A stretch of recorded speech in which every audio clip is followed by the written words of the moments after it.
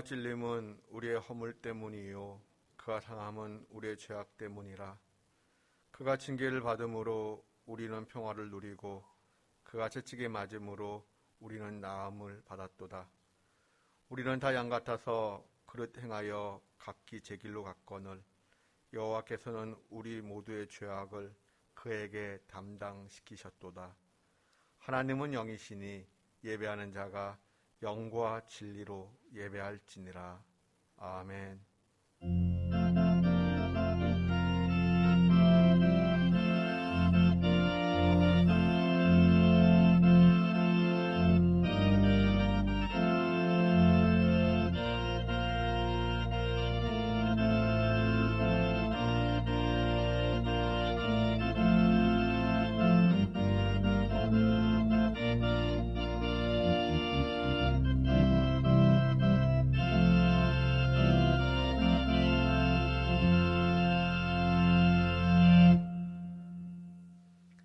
은혜롭고 자비롭고 노하기를 더디하시며 사랑이 풍성하신 하나님, 감사합니다. 허물과 죄의 자리에서 주님의 긍휼을 덧입고 하나님께 예배드리게 하시니 감사드립니다. 예수님의 십자가에 동참하는 고난주간을 목전에 두고 있습니다. 예수님의 십자가의 사랑과 구원의 은혜를 더욱 깊이 깨달아가는 한 주간 되게 하여 주시옵소서. 우리의 몸과 마음이 주님께 예배드립니다. 우리의 마음과 생각이 오직 하나님께로만 붙잡힌 바 될 수 있도록 이 예배 시간 온전히 우리를 주장하여 주시옵소서. 예수님의 이름으로 기원하옵나이다. 아멘.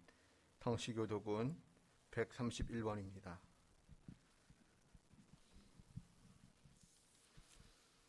우리가 전한 것을 누가 믿었느냐? 여호와의 팔이 누구에게 나타났느냐? 그는 주 앞에서 자라나기를 연한 순 같고 마른 땅에서 나온 뿌리 같아서 고운 모양도 없고 풍채도 없은즉 우리가 보기에 흠모할 만한 아름다운 것이 없도다. 그는 멸시를 받아 사람들에게 버림받았으며 간고를 많이 겪었으며 질고를 아는 자라. 그는 실로 우리의 질고를 지고 우리의 슬픔을 당하였거늘 우리는 생각하기를 그는 징벌을 받아 하나님께 맞으며 고난을 당한다 하였노라. 그가 찔림은 우리의 허물 때문이요 그가 상함은 우리의 죄악 때문이라. 그가 징계를 받음으로 우리는 평화를 누리고 그가 채찍에 맞음으로 우리는 나음을 받았도다. 우리는 다 양 같아서 그릇 행하여 각기 제 길로 갔거늘 여호와께서는 우리 모두의 죄악을 그에게 담당시키셨도다. 아멘. 참회의 기도를 드립니다. 온 세상 만물을 지으신 하나님 아버지, 전염병을 통해 전쟁과 테러 그리고 자연재해를 통해 우리 인간의 연약함을 다시금 깨닫게 됩니다. 하나님 앞에 겸손하지 못했던 우리 인간의 추악함을 주여 불쌍히 여기시고 용서하여 주시옵소서. 우리의 일상이 무너지는 문제들과 질병의 문제들이 저희들 앞에 있습니다. 이러한 일들로 인하여 우리의 믿음이 너무나도 쉽게 흔들리고 좌절하는 모습을 보게 됩니다. 하나님, 우리의 연약함을 불쌍히 여겨 주시옵소서. 이제는 하나님과 저만이 아는 죄를 고백하오니 우리를 불쌍히 여겨 주시옵소서.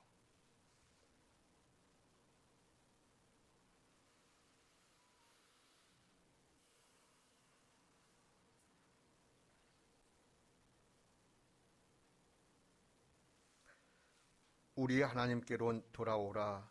그가 너그럽게 용서하시리라. 그러므로 주 예수 그리스도 안에 있는 자에게 결코 정죄함이 없느니라. 아멘.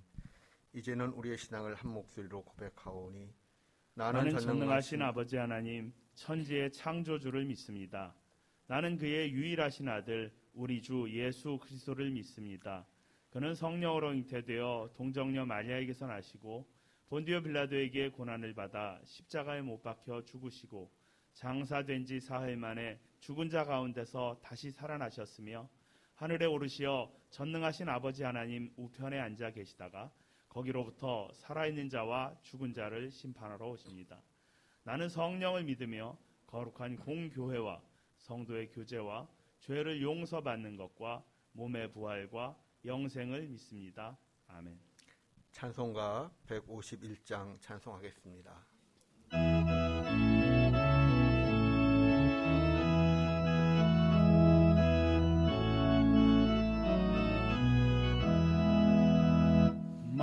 만왕의 왕 내 주께서 왜 고초당했나 이 벌레 같은 날 위해 그 보혈을 흘렸네. 십자가 내가 처음 볼 때에 나의 마음에 큰 고통 사라져 오늘 믿고서 내 눈 밝았네. 참 내 기쁨 영원하도다. 주 십자가 못 박힘은 속죄함 아닌가. 그 긍휼함과 그 은혜 말할 수 없도다. 십자가 내가 처음 볼 때에 나의 맘에 큰 고통 사라져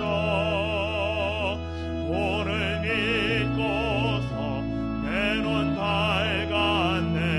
참 내 기쁨 영원하도다.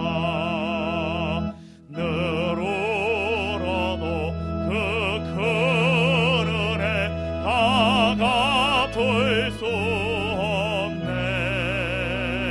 나 주님께 몸 바쳐서 주의 일 힘쓰리. 십자가 내가 처음 볼 때에 나의 맘에 큰 고통 사라져 오늘 믿고서 내 눈 밝았네. 참 내 기쁨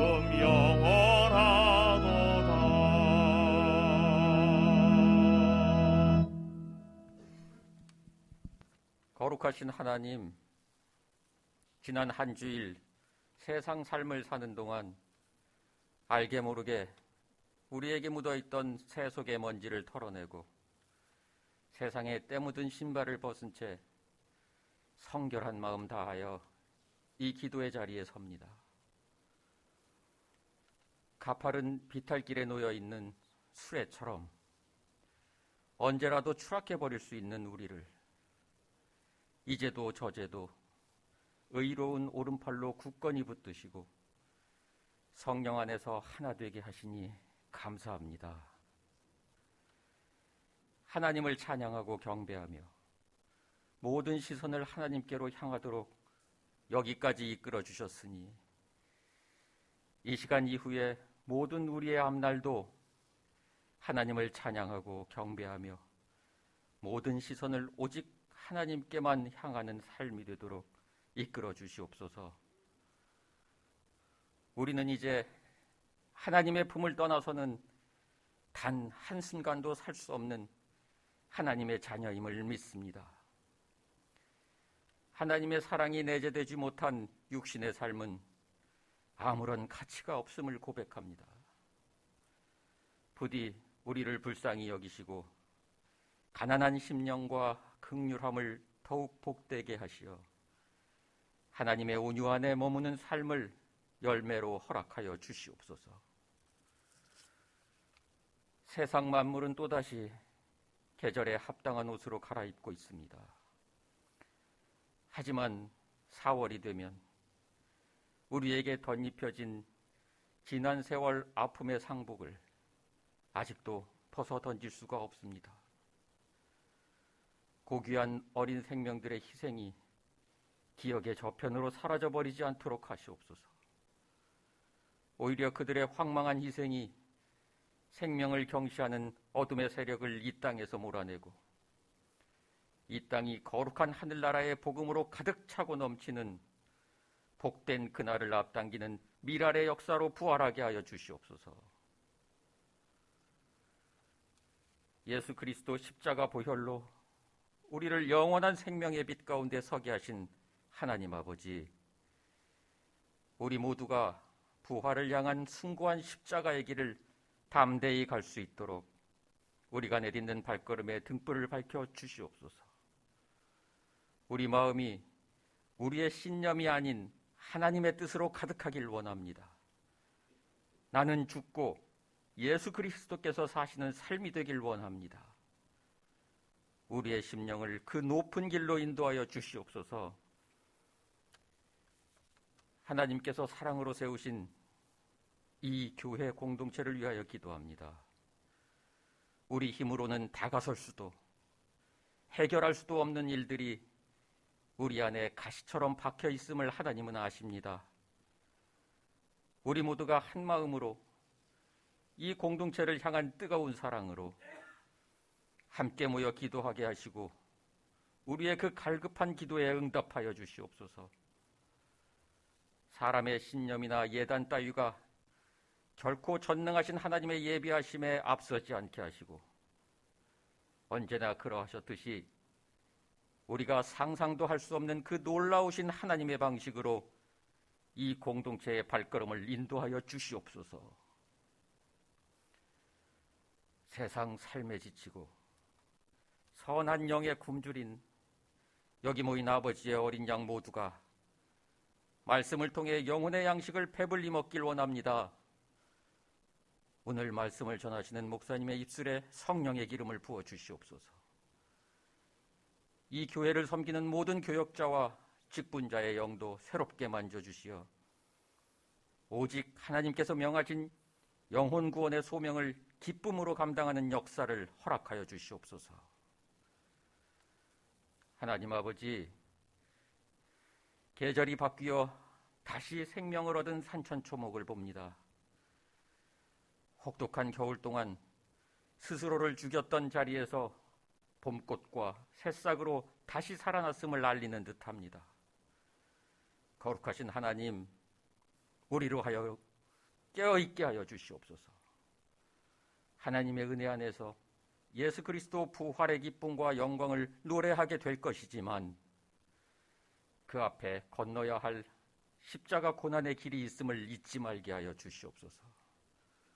부디 이 고난 주간을 지나는 동안 우리의 옛 자아가 온전히 십자가에 못 박히길 원합니다. 부디 예수 그리스도의 부활 안에서 우리 모두가 온전한 새 생명으로 거듭나 더 이상 이 척박한 광야의 삶을 사는 자들이 아닌 매 순간 하나님과 동행하는 온전한 천국인의 삶을 사는 이들이 되게 하여 주시옵소서. 이 모든 간절한 소망을 거룩하신 우리 주 예수 그리스도의 이름으로 기도드립니다. 아멘.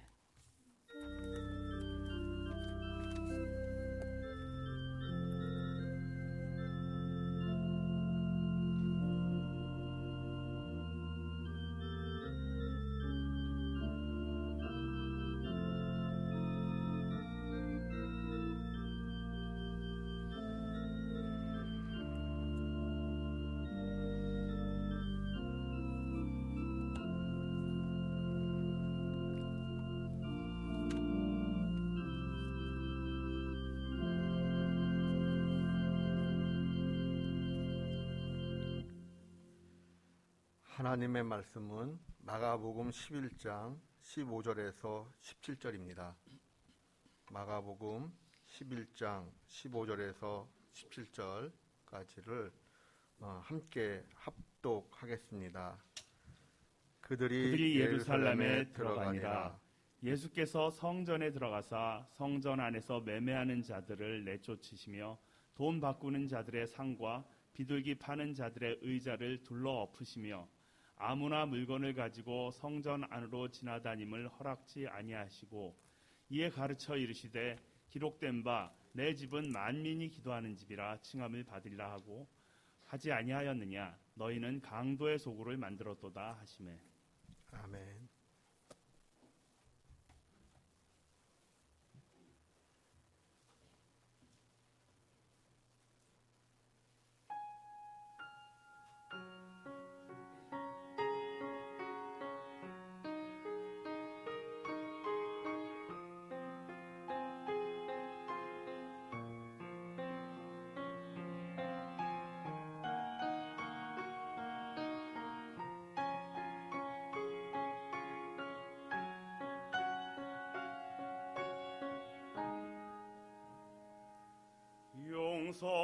용서받을 수 없는 나의 모든 더러운 죄 주 앞에 나갈 수 없어 그저 울며 엎드리네.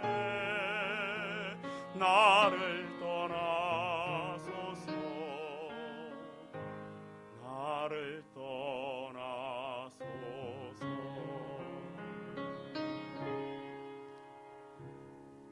땀방울 빗방울로 흘리셨던 겟세마네 엎드려 기도하실 때 어리석은 제자들은 그 옆에 잠들어 주버려 두었네. 깊은 슬픔 홀로 감당하신 주님.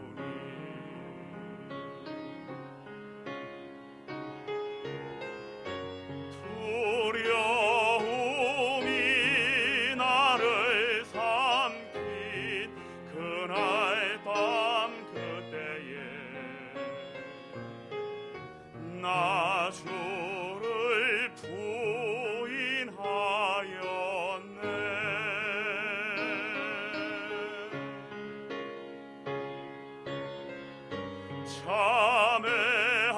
참회하는 마음으로 주 앞에 나가네. 주가 날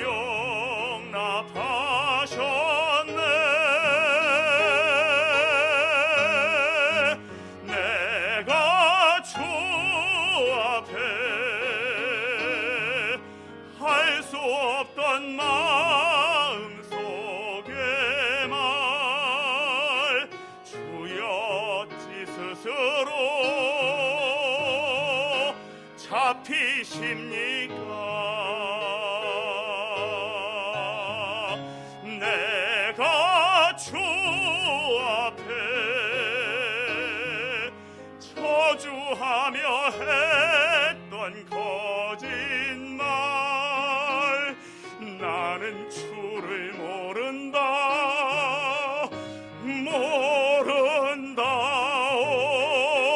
그러나 내가 주를 사랑함을 주께서 아시나이다. 주는 그리스도 예수 살아계신 하나님의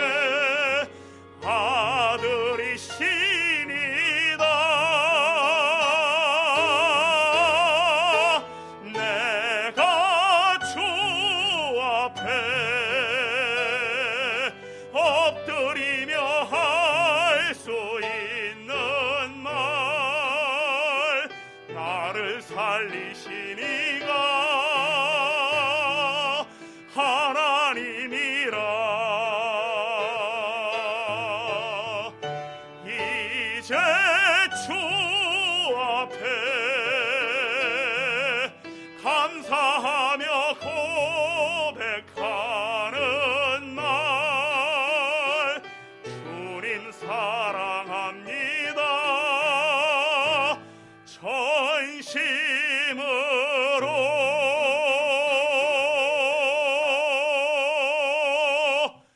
주님 사랑합니다.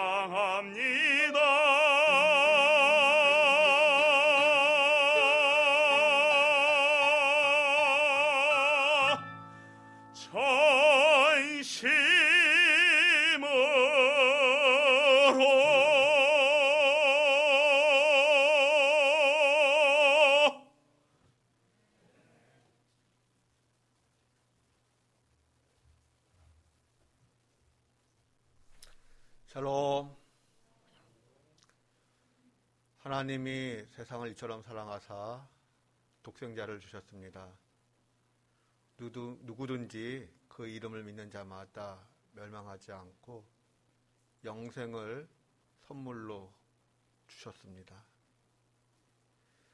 예수님은 이 일을 완수하시기 위하여 이 땅에 오셨고 십자가의 길을 걸어가셨습니다.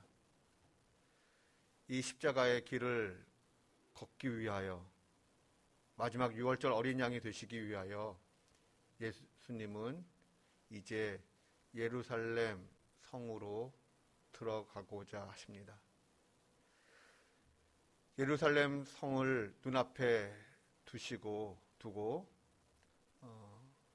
예수님의 마음은 어떠하셨을까요?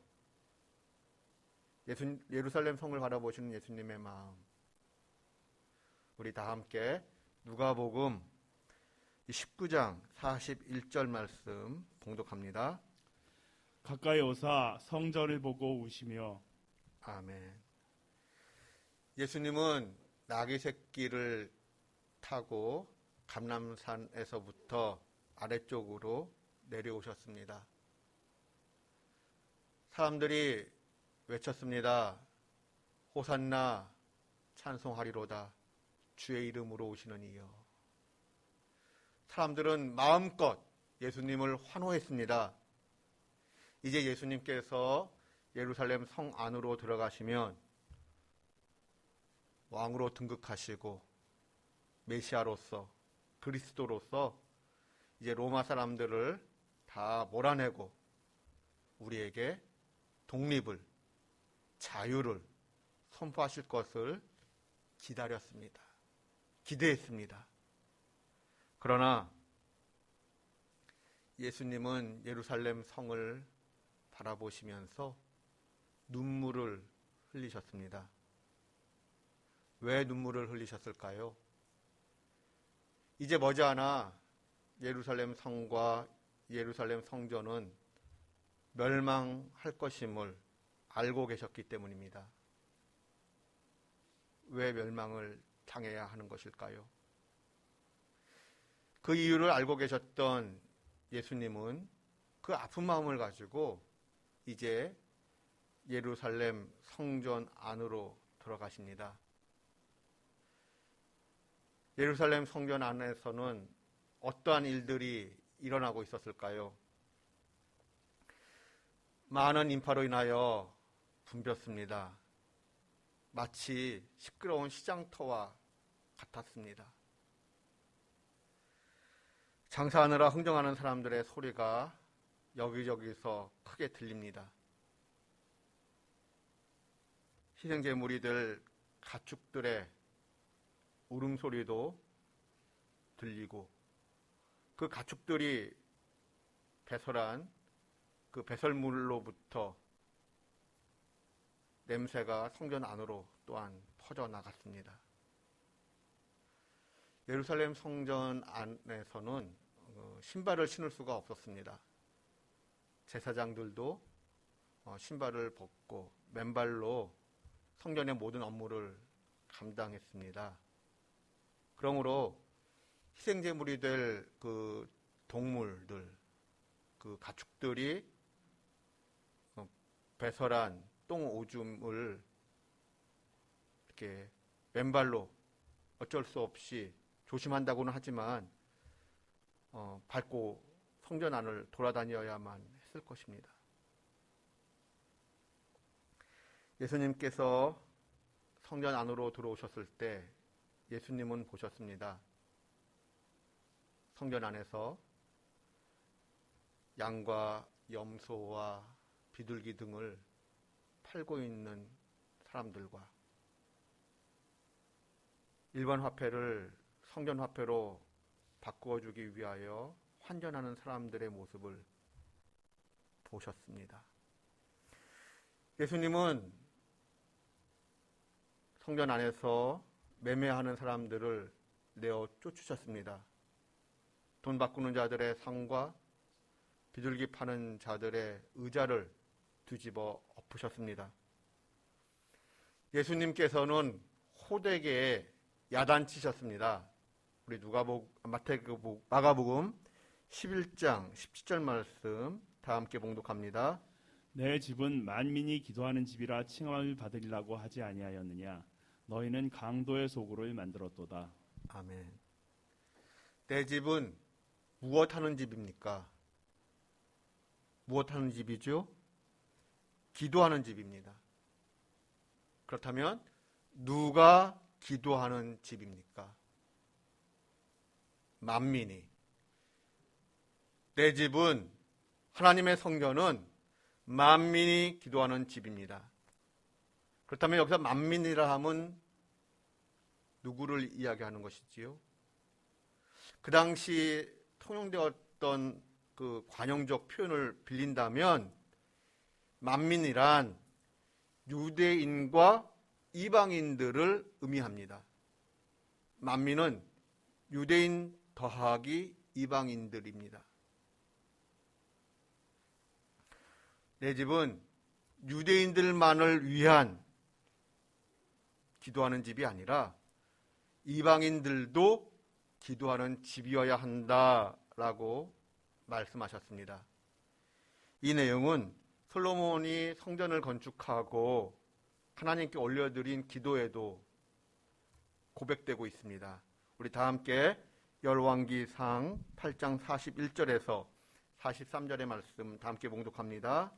또 주의 백성 이스라엘에 속하지 아니한 자 곧 주의 이름을 위하여 먼 지방에서 온 이방인이라도 그들이 주의 크신 이름과 주의 능한 손과 주의 펴신 팔의 소문을 듣고 와서 이 성전을 향하여 기도하거든 주는 계신 곳 하늘에서 들으시고 이방인이 주께 부르짖는 대로 이루사 땅의 만민이 주의 이름을 알고 주의 백성 이스라엘처럼 경외하게 하시오며 또 내가 건축한 이 성전을 주의 이름으로 일컫는 줄을 알게 하옵소서. 아멘.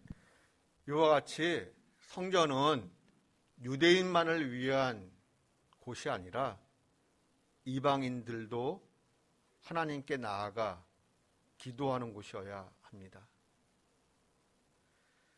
성전을 방문하는 이방인들의 숫자는 아무래도 적었을 것입니다.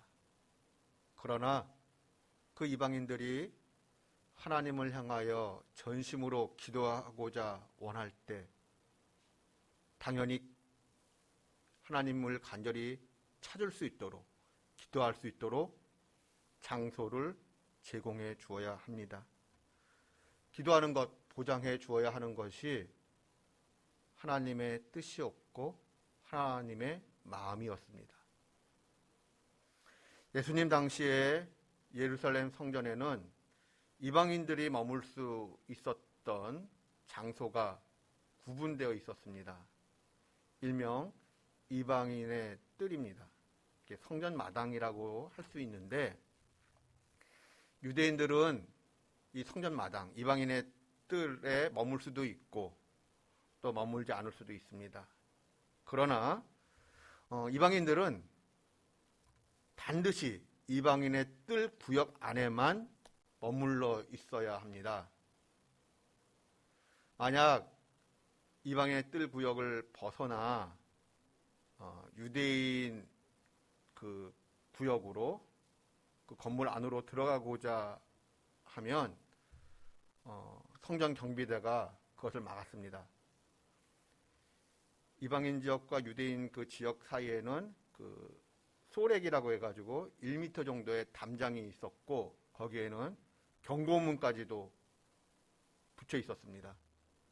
누구든지 이방인이 그 안으로 들어가면 죽는다라는 경고문이었습니다. 이러한 내용을 전제로 고려하면서 15절 말씀 다시 한번 봅니다. 그들이 예루살렘에 들어가니라. 예수께서 성전에 들어가사 성전 안에서 매매하는 자들을 내쫓으시며 돈 바꾸는 자들의 상과 비둘기 파는 자들의 의자를 둘러 엎으시며. 예, 맞습니다. 예수님께서 매매하는 자들의 상과 의자를 다 뒤집어 엎으셨습니다. 그런데 이 일은 결코 즉흥적인 것이 아니었습니다. 마가복음 전후 맥락을 여러분 보시면 즉흥적인 것이 아니라 예수님께서 충분히 생각하시고 어떻게 보면 의도적으로 행하신 일이었습니다. 더욱이 요한복음의 내용을 고려한다면 이 매매상들을 내어 쫓는 일, 처음 있었던 일도 아닙니다. 그렇다면 매매상을 다 내어 쫓고 그 돈 바꾸는 자들의 상과 비둘기 파는 자들의 의자를 뒤엎는 이 일이 어디에서 일어난 일입니까? 성전 안에서 일어난 일입니다. 그렇다면 구체적으로 성전 어디에서 일어난 일일까요? 어디서 일어난 일인가 하면 바로 이방인의 뜰 안에서 일어났습니다. 이방인의 뜰 구역 안에는 일명 안나스의 상점이라고 하는 그 직영 부스가 있었습니다. 이 직영 상점에서는 성전 제사에 필요한 물건들, 뭐 소나 양이나 염소나 올리브 기름이나 포도주 등 이런 성전 용품을 팔고 있었습니다. 또한 좀 전에 언급했던 것처럼 일반 화폐를 성전 화폐로 바꾸어주는 환전상들이 있었습니다. 그래서 성전세로서의 그 반세계를 바꾸어 주는 일을 감당했습니다. 이 일로 인하여 이방인의 뜰은 시끌벅적했습니다. 워낙 많은 사람들이 몰려오던 시기였기 때문에 상인들의 수도 많았고 환전하는 사람들의 수도 많았습니다. 거기에 제물이 될, 희생 제물이 될 그 동물들의 울음소리들, 또 그 배설물의 냄새들, 매우 혼잡한 상황이었습니다. 그렇다면 비록 소수라 할지라도 이방인들이 이방인의 뜰 구역에서 몸과 마음을 다하여 정성을 다하여 하나님께 기도할 수 있었을까요? 기도할 환경이 준비되지 않았습니다. 유대인들도 기도하는 것에 방해를 받았을 것입니다. 그러나 이방인들의 경우에는 기도 자체가 쉽지 않았을 것입니다. 이방인들은 이방인의 뜰 구역을 벗어날 수가 없는데 이방인들의 뜰 안에서는 시끌벅적한 장사가, 소음이 퍼지고 있었습니다. 이방인들이 하나님께 나아가 기도하는 것을 회방하고 나의 이득을 위하여 약자의 형편을 무시하는 행위였던 것입니다. 양과 염소와 비둘기를 성전 안에서 팔고 있었지만 처음에는 선한 의도를 가지고 성전 밖에서 매매와 환전이 이루어졌습니다. 원래는 이제 그 집에서 기르던 가축을 제물로 드리는 것입니다. 나에게 정이 든, 나에게 소중한 그 가축을 나를 대신하여 하나님께 드린다라고 하는 의미가 있는 것입니다. 그리고 흠이 없어야 합니다. 그런데 현실적으로 예를 들어 예루살렘에서 먼 지역으로부터 예를 들면 나사렛이나 갈릴리 그쪽 멀리서부터 예루살렘까지 이제 방문한다고 할 때 집에서 기르던 그 짐승을 흠없이 이렇게 잘 데리고 예루살렘에 도착해서 제물로 드린다는 것이 생각처럼 쉬운 일만은 아니었습니다.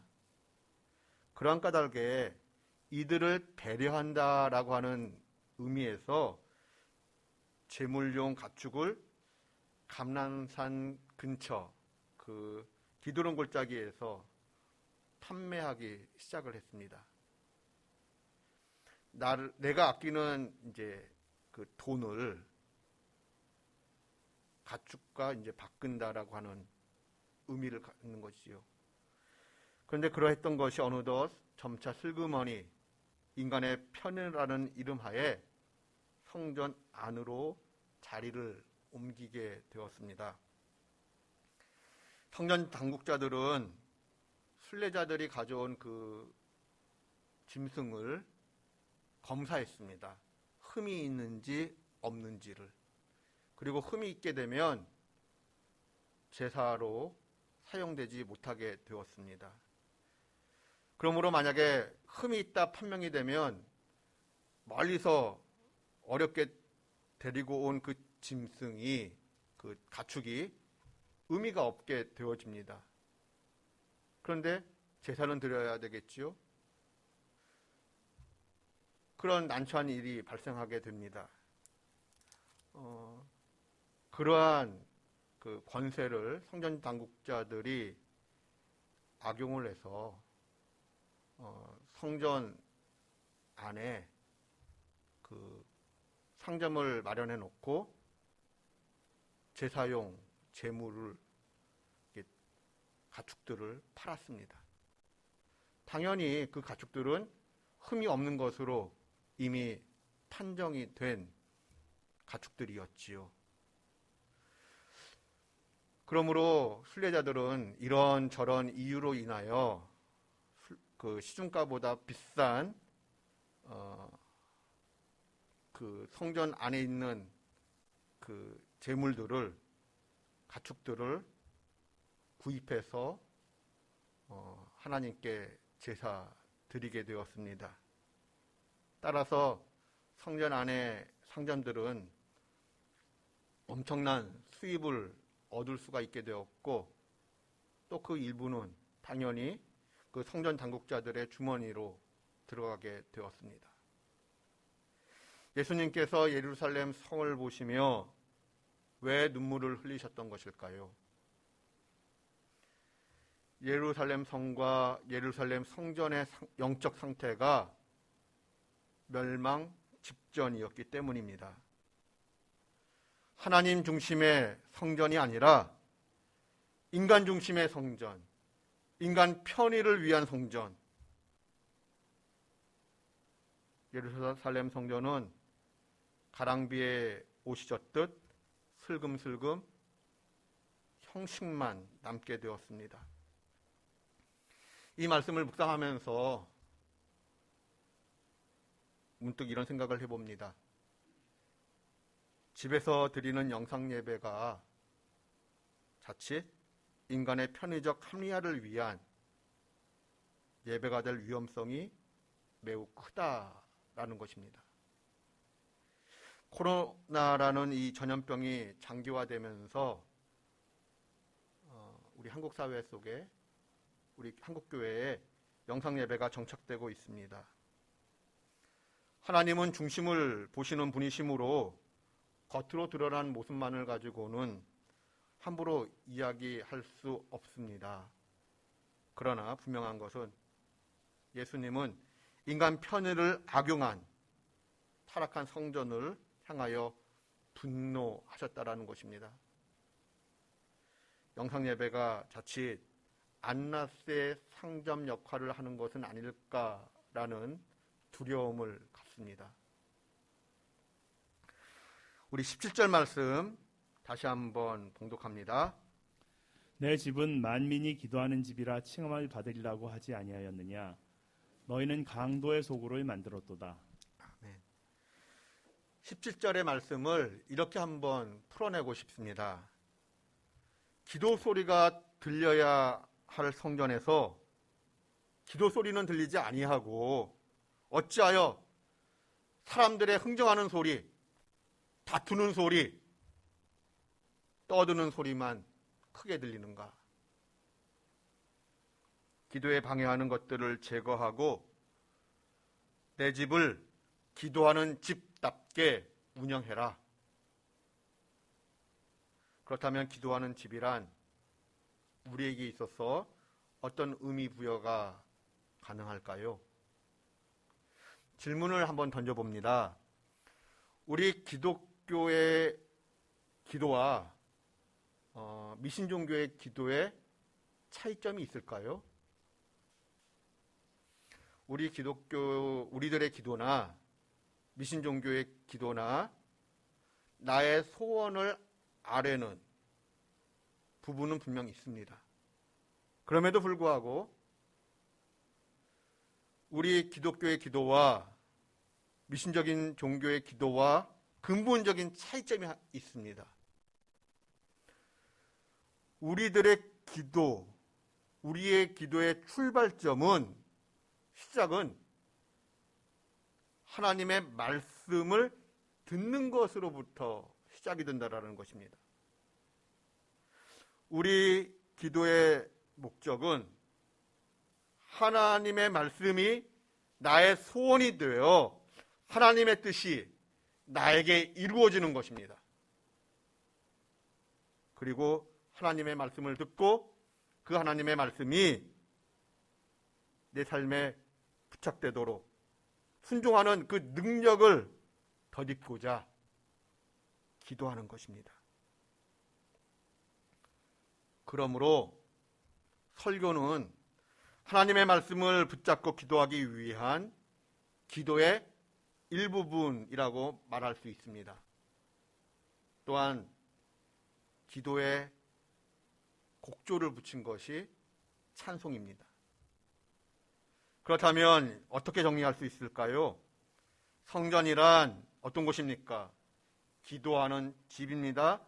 기도하는 집인 까닭에 그곳에는 하나님의 말씀과 기도와 찬송이 흘러 넘쳐야 합니다. 이 하나님의 말씀이, 기도가, 찬송이 흘러 넘치고서야 봉사도 의미를 갖고 친교도 의미가 있고 구제도 의미를 갖게 됩니다. 그런데 우리가 여기서 한 번 더 봉독하고 싶은 성경 말씀이 있습니다. 고린도전서 3장 16절 말씀 함께 봉독합니다. 너희는 너희가 하나님의 성전인 것과 하나님의 성령이 너희 안에 계시는 것을 알지 못하느냐. 아멘. 하나님께서 말씀하십니다. 너는 하나님의 성전이다. 무슨 뜻일까요?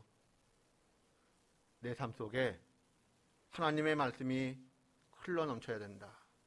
기도와 찬송이 흘러 넘쳐야 된다라는 것입니다. 만약 내 삶 속에 하나님의 말씀과 기도와 찬송이 흘러 넘치지 아니한다면 하나님께서 내 삶을 향하여 뭐라고 말씀하실까요? 내 집은 기도하는 집이거늘 어찌하여 온갖 잡동사니로 가득 차 있는가? 라며 내 삶을 뒤집어 엎으실 것입니다. 너는 하나님의 성전이라고 하나님께서 정의를 내리셨습니다. 때문에 흘러넘치는 하나님의 말씀과 기도와 찬송의 삶은 선택적 요소가 아니라 나의 정체성의 문제입니다. 하나님께서 우리를 만드실 때에 어떻게 만드셨는가 하면 정기적으로, 규칙적으로 하나님의 말씀과 기도와 찬송이 공급되어져야지만 우리의 영이 살아날 수 있도록 우리를 만드셨습니다. 그렇다면 우리 안에 하나님의 말씀이 찬송과 기도가 채워질 때, 그래서 살아있는 사람이 되면 어떠한 일들이 일어나게 될까요? 예를 들어 봅니다.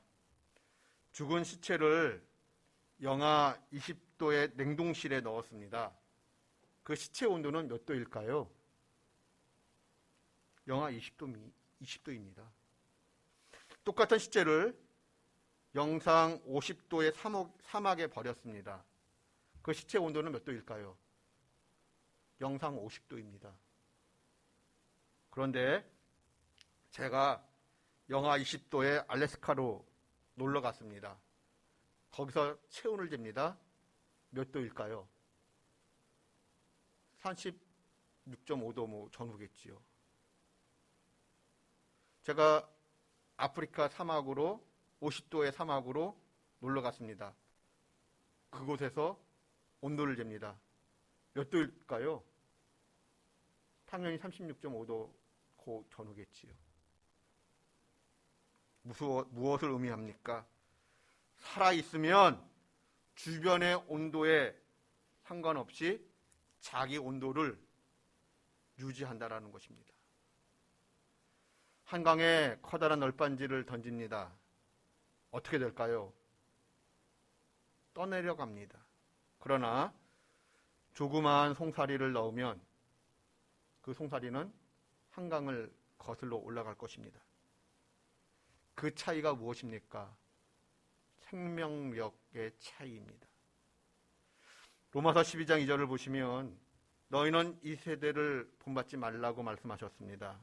왜냐하면 이 세대가 악한 방향으로 흘러가고 있기 때문입니다. 그런데 어떻게 이 세대를 본받지 않을 수 있을까요? 그 비밀이 영적 생명력에 있습니다. 그 영적 생명력은 기도, 즉 말씀과 기도와 찬송에 있습니다. 이제 고난주간이 시작됩니다. 일정표를 따라 사복음서를 어느 정도 읽으셨습니까? 또 어느 정도 필사하셨습니까? 끝까지 최선을 다하여 말씀을 통하여 예수님의 삶을 사복음서를 통하여 묵상할 수 있기를 기대합니다. 다음 주일에 오실 때 사복음서를 다 필사하신 분이 계시다면 교회로 가져오시기 바랍니다. 확인 후 그 다음 주일에 작은 선물을 드리도록 하겠습니다. 이곳 예배당은 하나님의 성전으로서 기도하는 집입니다. 나는 누구입니까? 내 몸은 하나님의 성전입니다. 그러므로 나의 몸은 하나님의 말씀과 기도와 찬송으로 채워져야 합니다. 하나님의 말씀과 기도와 찬송으로 내 삶을 채워나가는 저와 여러분 되실 수 있기를 주님의 이름으로 축원드립니다. 기도하겠습니다. 하나님, 우리의 삶을 하나님의 성전으로서 하나님의 말씀과 기도와 찬송으로 채워나가게 도와주시옵소서. 예수님의 이름으로 기도드립니다. 아멘. 하나님이 세상을 사랑하사 찬송하겠습니다.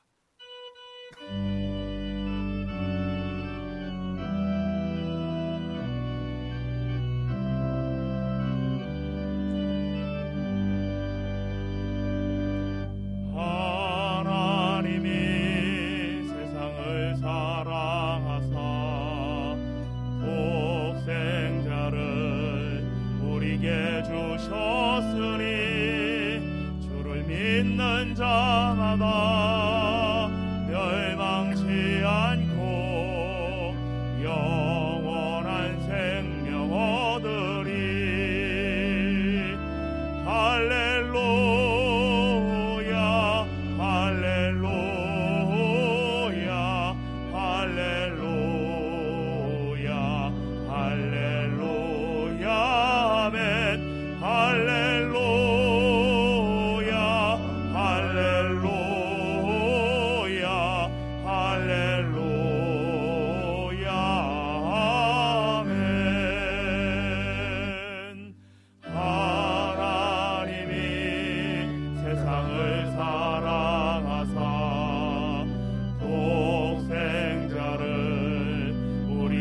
주셨으니 주를 믿는 자마다 멸망치 않고 영원한 생명 얻으리.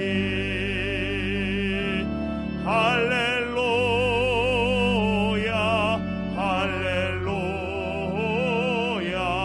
할렐루야 할렐루야 아멘. 할렐루야 할렐루야 할렐루야 아멘. 봉헌의 시간 갖겠습니다.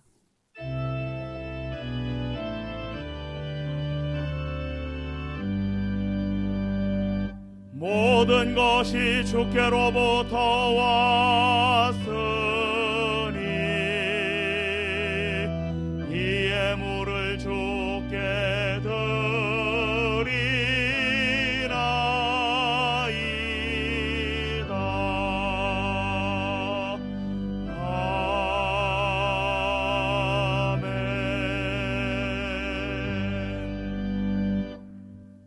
아멘.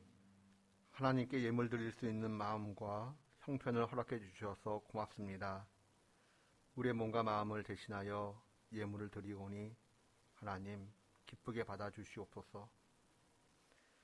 하나님, 코로나가 이제 풍토병처럼 되어갑니다.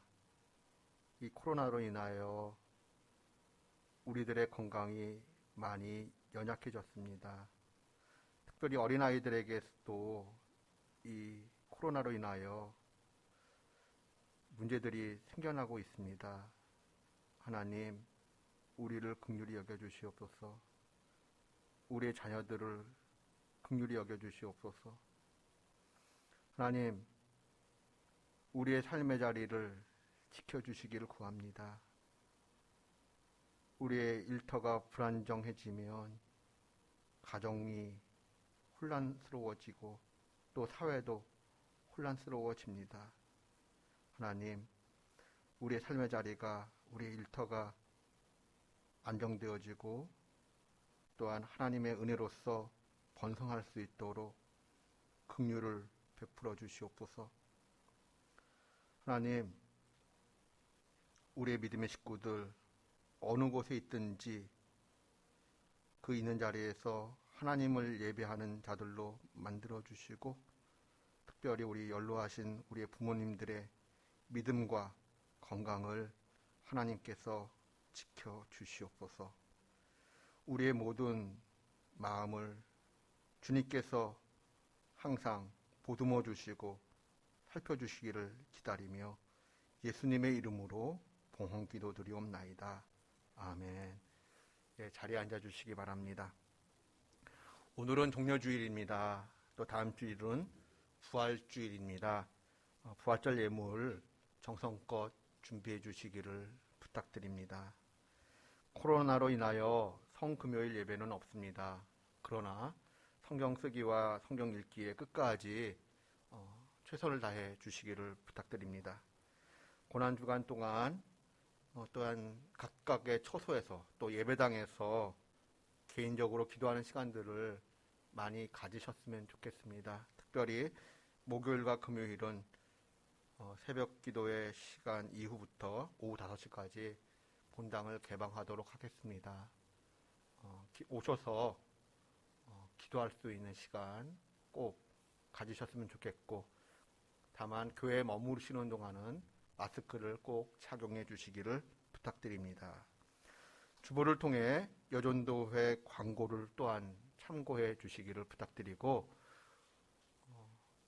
한 주 동안 하나님의 은혜와 사랑 속에서 신령한 영적인 은혜를 마음껏 누리는 우리 드림교회 성도님들 되실 수 있기를 주님의 이름으로 축원드립니다. 우리 찬송가 150장 찬송하겠습니다.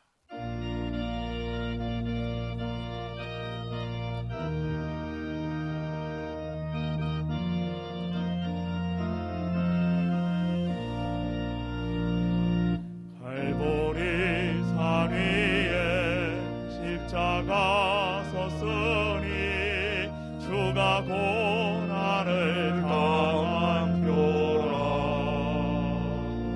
험한 십자가를 내가 사랑함은 주가 보혈을 흘림이라. 최후 승리를 얻기까지 주의 십자가 사랑하리.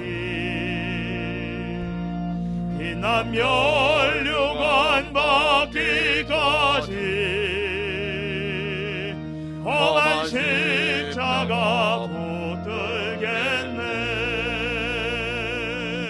멸시전에 받은 주의 십자가에 나의 마음이 끌리도다.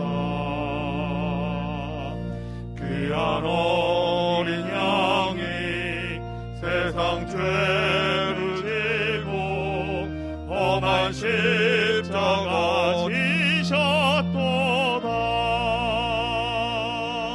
최후 승리를 얻기까지 주의 십자가 사랑하리. 빛난 면류관 받기까지 험한 십자가 붙들겠네. 험한 십자가에 주가 흘린 피를 믿는 마음으로 바라보니 나를 용서하고 내 죄 사하시려 주가 흘리신 보혈이라. 최후 승리를 얻기까지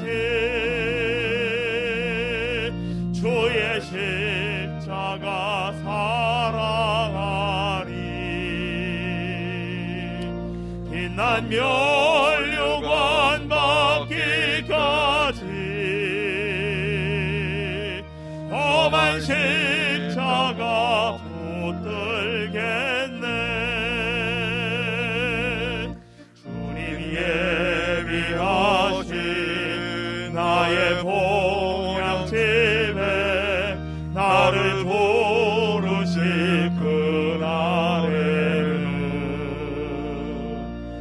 영광 중에 계신 우리 주와 함께 내가 죽도록 충성하리. 최후 승리를 얻기까지 주의 십자가 사랑하리. 빛난 면류관 받기까지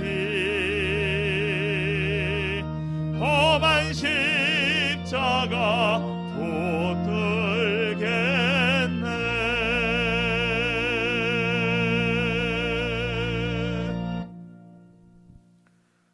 우리 주 예수 그리스도의 은혜와 하나님의 크신 사랑과 성령의 교제하심이